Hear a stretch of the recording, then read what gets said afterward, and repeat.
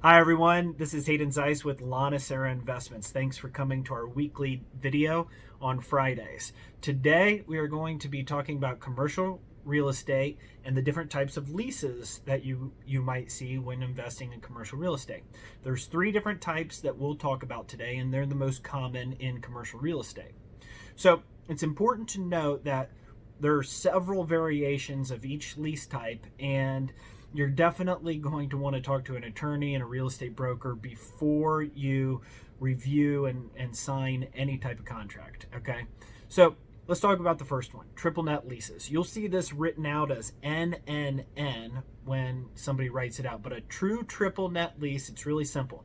The tenant pays for all the expenses. Okay, the three N's represent net of taxes, building insurance, and maintenance. Okay, in addition to the base rent, the tenant's going to pay for each of those items in full. So aside from having the tenants pay for almost all the expenses, the greatest benefit of a triple net lease, or one of the greatest benefits, is that the landlord's protected against expense inflation. So when taxes, insurance, utility bills, or even just the cost of labor, when all of those things go up, it doesn't affect the landlord's bottom line because the tenant is picking up all of those expenses.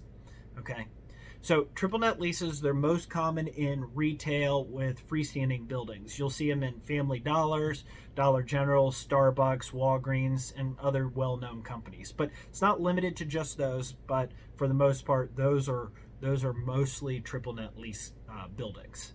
So let's talk about modified gross lease. Now, this type of lease is going to vary from property to property, and it's similar to a triple net lease in that the tenants pay for their proportionate share of the insurance, taxes, and maintenance. But unlike in a triple net lease, the landlord is going to arrange the care for the building and the grounds. In a triple net lease, the tenant, they're going to organize all the landscaping, building maintenance programs, and things like that.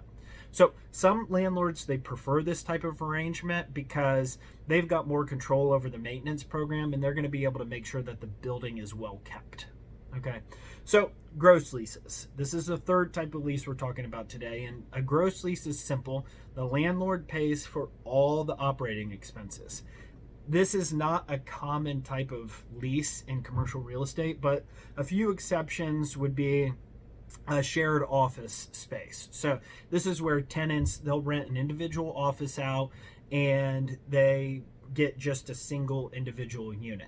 And think about a hotel. It's very similar to a hotel as well. You pay a flat fee, and that sometimes you'll see special circumstances where a tenant wants a flat fee for a building, and the landlord will work with them to put them in a gross lease, but not all that common.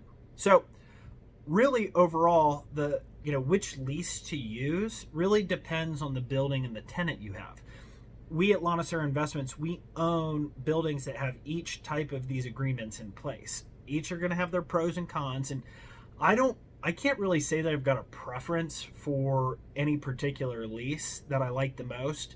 My most profitable building actually has gross leases, but it's also the most management intensive. So what I'm trading off is the time involved.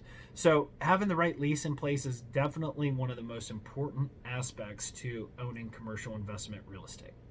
Hopefully you found this video helpful and it's going to help you in your real estate investing journey. Make sure to check us out at lanacerainvestments.com/education and share us on Facebook, subscribe to this video, and if you want, check back every Friday. We post new videos. Thank you so much for joining us. See you next week.